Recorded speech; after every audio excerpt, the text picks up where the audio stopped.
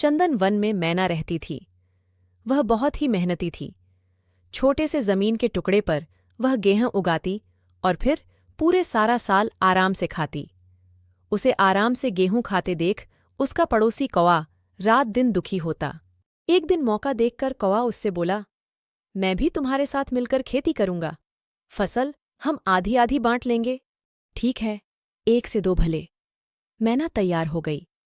कौवा बड़ा आलसी और मक्कार था, इसलिए मैना की सहेली गिलहरी ने उसे इस साझे की खेती करने से मना किया। पर मैना अब कौए को जबान दे चुकी थी। एक दिन खूब वर्षा हुई।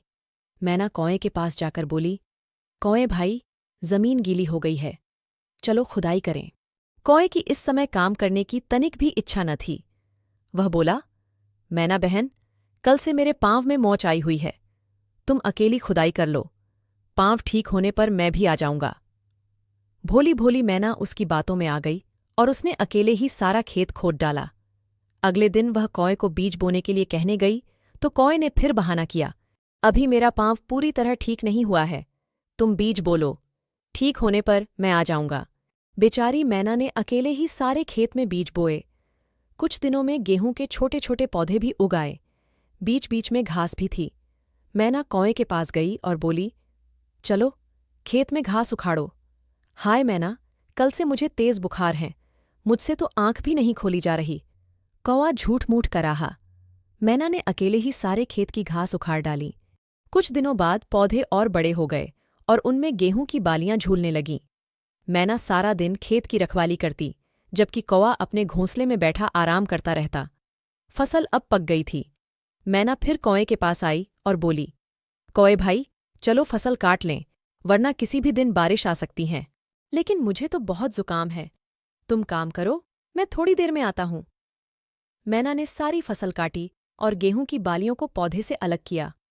फिर डंडे से कूट कूट उसके दाने निकाले। गेहूं के दाने वह एक ओर और भूसा दूसरी ओर रखती जा रही थी। एक ओर भूसे का बड़ा सा ढेर लग गया था और दूसरी ओर दानों का छोटा सा ढेर। अब वह कौए के घर गई और बोली, कौए भाई, गेहूं तैयार हैं, चलो बांट लो। हाँ हाँ चलो, आज मेरी तबीयत बिल्कुल ठीक है। और खुशी से उछलता हुआ कौआ मैना के साथ चल पड़ा। दूर से उसने 2 ढेर देखे, एक छोटा और एक बड़ा। वह चिल्लाया, बड़ा ढेर मेरा, क्योंकि मैं बड़ा हूं। लेकिन वेकिन कुछ नहीं, बड़ा ढेर मैं ही लूंगा। मैना की बात काट का कौआ बोला। कौआ ठीक कहता है। पेड़ पर बैठी चतुर गिलहरी तपाक से बोली, यह बड़ा है, इसलिए बड़ा ढेर इसी का है। गिल्लो मौसी, तुम हमारी गवाह रहना, बड़ा ढेर मेरा है। और फुदकता हुआ कौआ बड़े ढेर के पास पहुंच गया। वहां भूसे का ढेर देखकर वह चौंक गया और बोला, यह ढेर मैं नहीं लूंगा, यह तो सिर्फ भूसे का ढेर है। अब तो तुम्हें लेना ही पड़ेगा, मैं गवाह हूं। गिलहरी बोली, लेकिन मेरे हिस्से में तो भूसा ही आया। कौआ रुआंसा होकर बोला, काम तो तुमने भूसे लायक भी नहीं किया था। गिलहरी बोली, मैं पेड़ पर बैठी सब देखती थी।